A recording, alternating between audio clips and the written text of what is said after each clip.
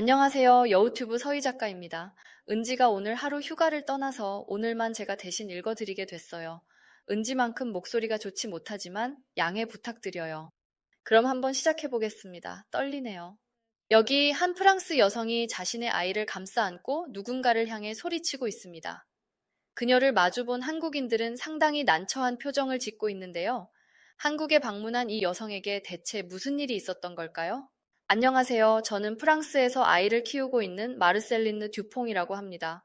제 아이에게는 장애가 있어요. 선천적으로 뇌에 이상이 있어서 뇌가 제 기능을 하지 못하고 있습니다. 자폐아이기 때문에 사회활동이 지극히 제한적이고 학교에도 가지 못하고 있어요. 내 아이에게는 장애가 있으니 학교에 못 가는 것도 어쩔 수 없어라고 생각하는 부모가 어디 있겠어요. 아이가 학교에 가지 못하게 된 것은 제게 큰 슬픔이었고, 저는 어떻게 해서든 아이에게 공부할 수 있는 환경과 또래를 만날 수 있는 환경을 만들어 주려고 했습니다. 그런데 학교에서는 제 아이를 받아주지 않았어요. 지능이 낮고 학습이 안 되는 자폐아를 학교에 보내고 싶으면 장애아를 받아주는 학교에 가라고 했죠. 장애 학생들만 갈 수 있는 특수학교가 프랑스에 없는 게 아니지만 학비가 굉장히 비쌉니다. 일반 학교에 비해 30배 정도는 비싸기 때문에 평범한 집 사람들은 꿈도 못 꿔요. 이야기를 들은 바로는 돈만 비싸게 받을 뿐 그렇다 할 교육이 있는 것도 아니라고 합니다. 자신들이 일하는 동안 자녀를 봐줄 돈 많은 부모들이나 보내는 곳이라고 하더라고요. 제어가 안 되는 아이들이다 보니 데리고 있어 주는 것만으로도 그 정도의 돈을 줄만 하다는 거죠. 물론 몸에 장애가 있는 지체장애인들의 경우에는 상황이 조금 다르다고 합니다. 이 부분을 이해하지 못하는 건 아니에요. 지적장애가 있는 아이들을 만나본 적이 있다면 알 거예요. 그 아이들을 컨트롤하는 것은 정말 힘든 일입니다. 일반적으로 그런 아이들은 힘이 세서 성인 남자도 감당하기 어려울 정도죠. 그렇기 때문에 이런 아이들을 데리고 교육이라는 걸 한다는 건 너무나 힘든 일입니다. 저는 이런 아이들을 돕는 건 국가의 역할이라고 생각합니다만 프랑스는 그런 복지 체계가 마련되어 있지 않습니다. 프랑스인들부터 복지의 필요성을 느끼지 못하고 있으니 당연한 일이죠. 그래서 장애 아이를 키우려면 오로지 부모의 역량으로 해야 합니다. 부모가 돈이 많으면 그나마 낫겠지만 부모의 경제적 능력이 별로라면 아이를 포기하는 경우가 비일비재해요. 그게 얼마나 흔한 일인지 제 아이에게 자폐가 있다는 걸 알았던 주변 사람들은 아이를 포기하고 새로운 인생을 살라고 말했습니다. 단 한 명도 아이를 안고 가라고 말하지 않았어요. 심지어 제 남편마저도요. 남편은 우리는 도저히 이 아이를 기를 수 없으니 아이를 버리자고 했습니다. 시설에 맡기자는 것도 아니고 버리자고요. 이게 무슨 말이냐고 화를 내자 남편은 버리자는 말이 너무 강하게 느껴졌다면 미안하다. 그냥 양육권을 포기하자는 거였다라고 했습니다. 저는 그거나 똑같은 거다. 어떻게 자식을 버리냐라고 말했죠. 남편과 주변 사람들은 되려 저를 이상하게 봤습니다. 어떻게 일반인이 장애인을 데리고 사냐면서요. 남편은 제가 이상주의자라면서 저를 떠났고 저는 홀로 아이를 키우기 시작했습니다. 홀로 장애아를 키우는 일은 결코 쉬운 일이 아니에요. 학교 문제부터 시작해서 기본적인 생활 습관을 가르치는 것까지 평범한 아이라면 너무나 쉬웠을 일들이 제게는 너무나 어려웠습니다. 특히 가장 큰 문제는 자폐아는 발육이 빠르다는 것이었어요. 발육이 빨라 또래보다 2배는 컸고 몸집이 컸죠. 힘은 얼마나 센지 제 아이는 성인 2~3명이 달려들어야 겨우 제압이 될 수준이었습니다. 당연히 제게도 위협이 되는 순간이 많았어요. 남편이 있다면 그나마 나았을 텐데 저는 매일 밤 잠에 들기 전 방문을 잠그는 습관을 가지게 되었습니다. 너무나 사랑스러운 아이가 제게 위협이 된다는 것을 알았을 때 저는 결단을 해야 했어요. 독일에 가기로 한 것이죠. 제 친언니가 독일에서 간호사로 일을 하고 있는데 언니가 제 아이의 상황을 알더니 독일에서 한번 치료를 받아보게 하는 건 어떻겠냐고 하더라고요. 친언니와는 왕래가 없었는데 이렇게 제안을 해주니 너무나 고마웠습니다. 그리고 독일은 복지가 잘 되어 있는 나라로 알고 있었기 때문에 독일에 가면 당연히 도움을 받을 수 있을 줄 알았어요. 그런데 저는 독일에 도착하자마자 큰 실망감을 갖게 되었습니다. 저는 공항에 내려서 아이를 데리고 택시를 타려고 했는데 택시 줄이 굉장히 길었습니다. 가만히 있는 걸 어려워하는 아이는 자꾸만 줄에서 벗어나려고 했고 저는 아이의 손을 붙잡고 아이가 다른 곳으로 가지 못하도록 했죠.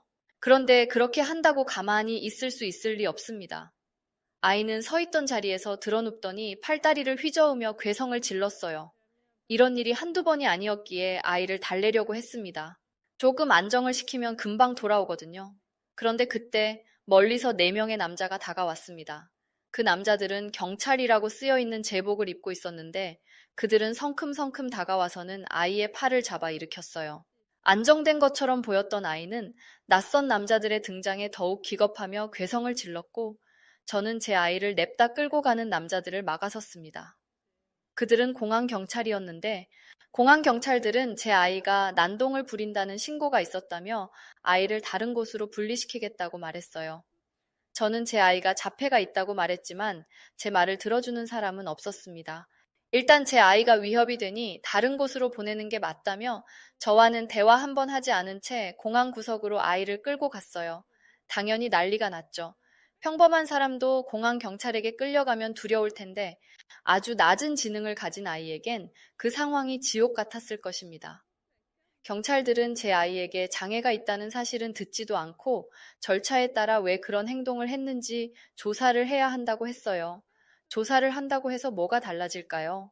다른 사람들을 해치려는 의도가 있었던 것도 아니고 그냥 그 상황을 벗어나고 싶은 마음에 자신의 마음을 표현했을 뿐이에요. 다만 그 표현 방법이 사회적인 방법이 아니었고 남들에게 방해가 된 것이죠. 누군가가 제 아이의 행동으로 불쾌했다면 저는 무릎이라도 꿇고 사과할 마음이 있습니다. 그렇게 해서라도 제 아이를 사람들이 조금이라도 이해해 줄 수 있다면 정말 그렇게 할 거예요. 그런데 독일은 저희에게 너무나 차갑게 대했고 제 아이는 낯선 곳에서 낯설고 무서운 이들에게 이해되지도 않는 말로 조사를 당했습니다. 강제 출국시켜야 한다는 말까지 나왔지만 한 직원이 강제 출국까지는 너무한 처사라고 저희의 편을 들어주면서 강제 출국만은 막을 수 있었어요. 순간 그 직원의 등 뒤로 후광이 보이는 듯 했습니다. 그 사람은 저희와 관계가 전혀 없는 사람이었어요. 저희가 타고 온 비행기의 항공사 직원도 아니었고 공항 경찰도 아니었고 독일 항공사에서 일하는 한국인이었어요. 한국이라는 나라와는 전혀 관계가 없었고 그 사람과는 접점이 없었던 터라 왜 저를 도와주는지 이해는 되지 않았지만 어쨌든 그 사람 덕에 위기를 넘길 수 있었습니다. 단 3시간만 잡혀 있었지만 저는 3달은 잡혀 있는 것 같았어요. 이미 해는 저물었고 공항에는 사람이 없었습니다. 나가보니 택시도 없더라고요. 언니는 무슨 일인지 연락도 없고 언니가 알려준 주소도 알고 보니 온전한 주소가 아니었습니다. 언니의 집을 제대로 찾아가려면 나머지 주소가 있어야 했어요. 어느 동네에 몇 번지를 적어줘야 했는데 몇 번지인지는 적어주지 않았거든요. 독일어에 익숙하지 않아서 언니가 보내준 주소가 전부인 줄 알았는데 제 실수였습니다. 공항 한복판에 서서 핸드폰만 부여잡고 있는데 설상가상으로 아이가 배가 고프다고 하는 거예요. 정말 이대로 기절해버리고 싶었습니다. 아이는 땀범벅이 되어서 배가 고프다며 보채고 있고 아이가 한 번이라도 더 난동을 부렸다가는 프랑스로 돌아갈 수도 있다는 생각에 마음이 초조해졌어요. 혹시 우리를 보는 사람이 있을까 싶어 초조해하고 있는데 누군가가 제 어깨를 톡톡 두드렸습니다. 혹시 공항 경찰인가 싶어 화들짝 뒤를 돌아보았는데 그 사람은 공항 경찰에게 강제 출국은 하지 말아달라 부탁한 한국인 공항 직원이었어요. 그 사람은 제게 무슨 문제가 있는 건지 물어보았습니다. 저는 그에게 제 상황을 설명했어요. 하지만 다른 도움을 원한 건 아니었습니다. 그냥 물어보니 답한 것뿐이었어요. 그런데 제 이야기를 들은 공항 직원은 우선 아이를 쉬도록 하는 게 좋겠다며 저를 직원들이 사용하는 공간으로 데려갔습니다. 그리고 저희에게 먹을 것을 주었어요. 요리라고 할 만한 것은 아니지만 식사를 하지 못하는 직원들이 끼니를 때우는 용으로 먹는 것이니 우선 이것으로 배를 채우라는 것이었죠. 저는 입맛이 없어 도통 먹지를 못했지만 배가 고팠던 제 아이는 모든 것을 삼켜버릴 기세로 음식을 해치웠습니다. 제 아이는 기본적인 욕구에 충실했기 때문에 배가 불렀는지 잠을 자고 싶어 했어요. 그런데 어떻게 여기서 그런 민폐를 끼치겠어요? 하지만 언니는 여전히 연락이 안 되었기 때문에 저는 염치불고하고 직원에게 도움을 청했습니다. 제 상황을 들은 직원은 주변 숙소를 잡아보는 건 어떻겠냐고 했지만 이렇게 까다로운 상황이라면 아무래도 돕는데 어려움이 있겠다고 말할 줄 알았거든요. 그런데 그 한국인 공항 직원은 진심으로 저와 고민을 하더니 우선 아이를 씻기자고 말했습니다. 직원용 샤워실에서 간단히 샤워를 하고 나오니 누군가와 전화를 하고 있더라고요. 도움을 줄 수 있는 사람을 불렀으니 잠시만 기다리라고 말한 그 직원은 모든 사람들이 떠난 공항에서 끝까지 제 곁을 지켜줬습니다. 그 직원이 부른 사람은 한 사회복지사였는데 저는 그 사람을 따라 시설에서 아이와 하룻밤을 보낼 수 있었어요. 저는 한국인 직원에게 거듭 감사 인사를 건넸습니다. 낯선 땅에서 전혀 상상하지도 못한 사람에게 도움을 받았다니 정말이지 엄청난 행운님이 틀림없었어요. 그렇게 다음 날이 밝았고 제 고민은 깊어져 갔습니다. 바로 언니가 연락이 안 되는 것이었어요. 다음 날 오후가 되어서야 언니와 연락이 닿았는데 언니는 제 연락을 받자마자 버럭 화를 냈습니다.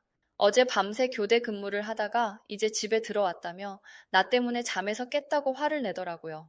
지금 화를 내야 할 사람이 누군데 화를 내냐며 똑같이 화를 냈습니다.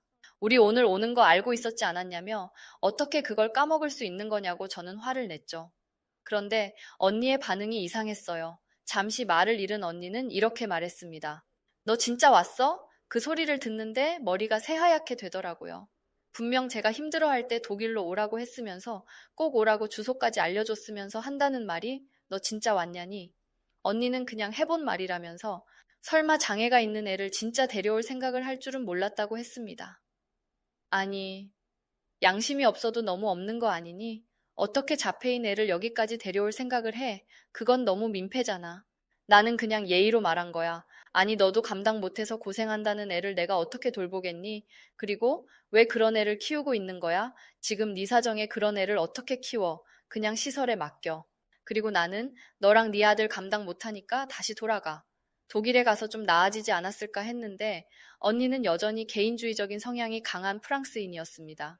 저는 언니가 잡해 걸린 아이를 집으로 데려오라는 말까지 가볍게 뱉었을 줄은 몰랐습니다. 솔직히 말해서 저는 그때 아이를 데리고 극단적인 선택을 할 생각이었습니다. 프랑스고 독일이고 제 배 아픈 아이를 버리라는 말을 너무나 쉽게 하는 이들에게 지쳐 있었거든요. 이 세상은 장애를 가진 아이의 가족에게 너무 차가웠습니다.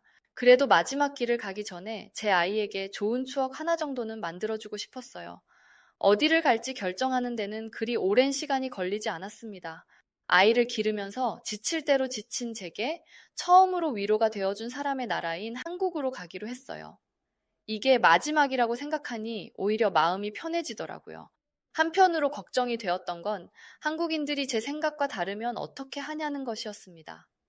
여기에서까지 외면을 당하면 정말 저와 제 아이의 마지막이 너무 고통스러울 것 같았거든요. 그런데 한국인들은 저를 실망시키지 않았습니다. 한국으로 가는 비행기 안에서 아이는 오랜 비행에 너무 지쳐 있었어요. 가만히 앉아 있는 걸 힘들어 하다 보니 계속 몸을 움직였고, 이륙을 할 때 안전벨트를 하는 것마저도 힘들어 했습니다. 저는 눈치가 보이기 시작했어요. 그런데 그때 한 한국인 관광객이 태블릿 PC 같은 것을 들고 제게 아이의 지능이 어느 정도인지 물어봤습니다. 저는 너무 화가 났어요. 제 아이의 지능을 묻는 사람들의 대부분은 얼마나 멍청하면 저런 행동을 하냐라는 의도를 가지고 있었거든요. 제가 불쾌한 티를 내자 한국인은 손사래를 치며 이렇게 말했습니다. 오해하지 마세요. 아이를 비난하려는 의도가 아니었어요. 다만 저희 아이는 6살인데 이런 걸 보면 조금 안정이 되거든요. 아이가 저희 애보다는 나이가 많아 보이기는 하지만 혹시 이것도 괜찮다면 보시겠어요? 한국인의 태블릿 PC에서는 만화 영화 같은 게 재생되고 있었습니다. 그리고 놀랍게도 제 아이는 그것에 관심을 보이고 있었어요. 하지만 그 한국인의 옆에도 그의 아이가 있었습니다. 저는 당신의 아이도 보고 싶을 텐데 빌려주어도 괜찮냐 물었어요. 그러자 한국인 엄마는 저희 아이는 오늘 볼 수 있는 양을 모두 보았어요. 저희가 규칙으로 정해둔 거라 다시 영상을 보여달라고 하지 않을 거예요. 라고 말하며 제게 태블릿 PC를 건네주었습니다. 한국인 엄마가 보여준 영상은 대단했어요. 저희 아이는 엄청난 집중력으로 영상을 보더니 이내 잠에 들었습니다.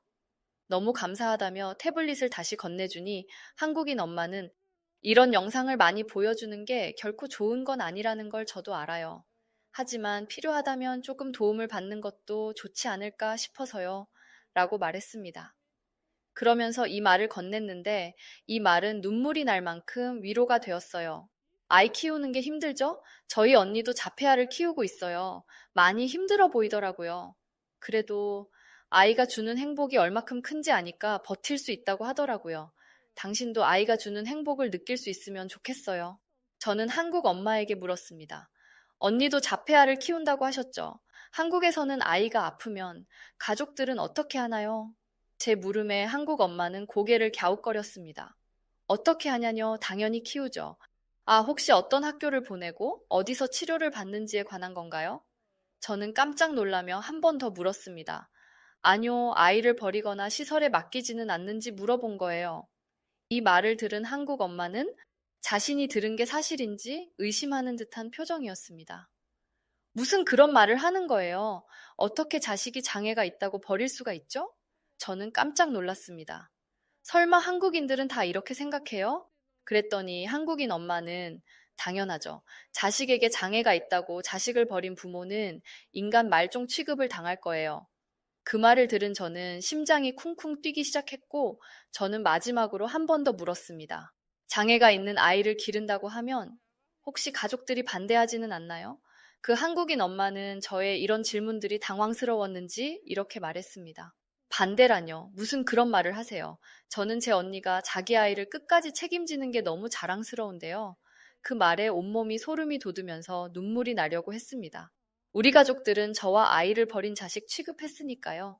심지어 남편까지도 말이죠. 그렇게 한국에 도착한 저는 단 한 번도 경험해 보지 못한 배려를 받았습니다. 프랑스에서 살 때는 아이가 조금이라도 큰 소리를 내면 무섭게 생긴 남자들이 조용히 하라며 저와 아이를 위협했어요. 남자 없이 저희끼리만 다니니 더 만만해 보였겠죠. 하지만 한국에서는 전혀 그러는 것이 없었습니다. 한 번은 아이가 지하철에서 한 여자분에게 말을 걸었어요. 당연히 프랑스어였고 저는 그분이 불쾌해할 것이라고 생각했습니다. 하지만 그분은 알아듣지 못하는 프랑스어로 말을 걸었음에도 불구하고 제 아이를 다정한 눈빛으로 보며 고개를 끄덕였습니다. 길을 다니다 보면 만나는 어린아이들을 대하는 표정이었죠. 제 아이가 하는 행동은 아이의 체격에 어울리지 않을 뿐이지 어린아이의 행동이라고 생각한다면 어느 정도는 이해해 줄 수 있었습니다. 하지만 한 번도 이해받아 본 적이 없었어요. 그런데 한국 사람들은 저와 아이가 눈치 보는 상황을 절대 만들지 않았습니다. 저도 그런 분들을 실망시킬 수 없어 더 예의 바르게 행동하려고 노력했어요. 한국은 밤늦게까지 상가의 문이 열려 있어서 언제든 놀기 좋았습니다. 아이를 데리고 다니다 보면 시간이 많이 소요돼서 다른 나라에서는 하루에 한 두 군데만 가도 잘 다니는 거였는데 한국에서는 아무리 이동 시간을 많이 써도 밤늦게까지 하는 곳들이 많아 상대적으로 많은 곳들을 두루두루 다닐 수 있었습니다. 그래서 아이와의 마지막 여행을 좀 더 알차게 쓸 수 있었어요. 게다가 한 번도 누군가에게 시비를 걸려본 적이 없습니다. 프랑스는 인종차별도 심하고 장애인 차별도 심해요. 솔직히 다른 인종의 장애인인 아이까지 있으니 차별도 당하고 무시도 당할 거라고 생각했습니다. 하지만 단 한 번도 그런 걸 당해본 적이 없어요. 프랑스인들이 동양인을 보면 눈을 찢으며 모욕을 하는 경우를 너무 많이 봤기 때문에 제가 한국에서 그런 차별을 당할 수도 있을 거라 걱정했는데 이런 걱정을 한 시간이 아깝더라고요. 프랑스는 주요 도로가 아닌 곳에는 벽에 낙서를 하는 그래비티도 많았고 길에 개똥이나 쓰레기들이 하도 많이 떨어져 있어서 통제가 잘 되지 않는 아이를 데리고 다니기 어려웠는데 한국은 어디를 가든 청결하고 깨끗해서 길을 잘못 들어 골목으로 들어가도 걱정이 없었습니다. 위험한 사람을 만날 일도 없었고 오히려 한국 골목의 따뜻한 느낌을 느낄 수 있었죠. 한국에서 시간을 보내면서 제가 마지막 때를 생각하지 않은 지 오래되었다는 것을 깨달았습니다. 한국에서의 생활이 너무 행복해서 지금까지 쌓아왔던 우울감 모두를 이겨낸 것이었죠. 저는 한국에서 다시 살아갈 힘을 얻었습니다. 그리고 아이의 손을 잡고 마지막 돈을 털어 자폐아동 재활센터로 향했어요. 외국에서 온 사람은 처음이라던 센터 직원은 당황스러운 상황에서도 제 아이를 위한 프로그램을 추천해 주었습니다. 그들은 정말 프로페셔널했어요. 한 달에 한국 돈으로 300만 원이 넘는 보육료를 가져가는 프랑스의 재활센터도 이 정도는 아니었습니다. 프랑스에서는 아이를 강제로 통제하고 억압하는 방법을 사용했는데 한국의 전문가들은 아이가 흥미를 가질 만한 것으로 주의를 돌렸고 자폐를 가진 아이가 주체적으로 생각하는 힘을 길러주었습니다. 자폐는 치료의 영역이 아니라 교육의 영역이기 때문에 아이가 사회에서 어느 정도 섞이는 것만 가능해도 엄청난 변화입니다. 한국의 재활센터는 정말 짧은 시간 안에 유의미한 변화를 보여주었어요. 제가 프랑스에서 시간을 버리지 않고 한국에 더 일찍 찾아왔다면 제 아이가 좀 더 빨리 나아질 수 있었을 거라는 생각에 눈물을 훔치고 있었는데 재활센터 선생님은 울고 있는 저를 그냥 지나치지 않았습니다. 그녀는 제가 어떤 마음인지 이해할 수 있다며 자폐아동이라 하더라도 각자의 장점이 있을 수 있고 그 분야를 개발해주고 생활 태도를 교정해준다면 사람들 사이에서 섞여 살 수 있을 거라 말해주었어요. 한국의 재활을 경험해보지 않았더라면 그녀가 말로만 위로한다 생각했을 테지만 짧은 시간 안에 유의미한 변화를 경험한 사람으로서 그 말을 무시할 수 없었습니다. 결국 저는 모든 것을 포기하고 한국에 정착했어요. 프랑스에서 교사로 일했던 경력을 살려서 한국에서 프랑스어 교사로 일하게 되었습니다. 물론 한국이라 하더라도 아이를 시설에 맡기는데 큰 돈이 드는 게 사실입니다. 하지만 제 벌이로 감당이 안 되는 정도도 아니고 프랑스에 비하면 금액도 저렴하고 무엇보다 아이가 나아지는 게 보여 한국을 떠날 수가 없네요. 무엇보다 이곳에서 만난 장애 아동들의 가족들이 제게 큰 위로가 되었습니다. 지금까지 제가 만난 사람들은 모두 제 아이를 포기하라고 했어요. 가망 없다고 저런 애를 데리고 있어 봤자 짐만 된다고요. 하지만 한국에서 만난 사람들은 아이를 돌보는 게 물론 힘이 들지만 그럼에도 행복하다고 말해줍니다. 이런 사람들이 곁에 있으니 큰 힘이 되더라고요. 프랑스에서는 가족들이 곁에 있어도 없는 것 같았는데 여기서는 피 섞인 가족이 없는데도 가족이 있는 것 같습니다. 저는 앞으로도 쭉 한국에서 생활할 예정입니다. 상황이 좀 더 안정된다면 공부를 해서 귀화를 하고도 싶어요. 내 가족은 끝까지 책임지겠다는 한국인들의 정신을 전 세계 사람들이 배워야 한다고 생각해요. 몸이 불편하다고 해서 소중한 가족을 내팽개치는 그런 문화 말고 한국인들의 이런 따스한 가족애가 전 세계로 널리 퍼지길 진심으로 바랍니다. 모든 것을 포기하려고 했을 때 저와 제 아이를 살려준 한국에게 정말 감사합니다. 네, 이번 사연은 여기까지인데요. 메일로 전달받은 사연을 제가 재각색하고 작성했는데 이렇게 직접 읽게 될 줄은 몰랐네요. 은지 씨처럼 전문 나레이터가 아니라서 어색했는데 시청해주신 분들 죄송합니다. 다음 영상부터는 다시 은지 씨가 해주실 거니까 오늘만 이해해 주셨으면 좋겠고요. 구독과 좋아요 부탁드리고요. 영상 끝까지 들어주신 구독자분들 감사합니다. 안녕히 계세요.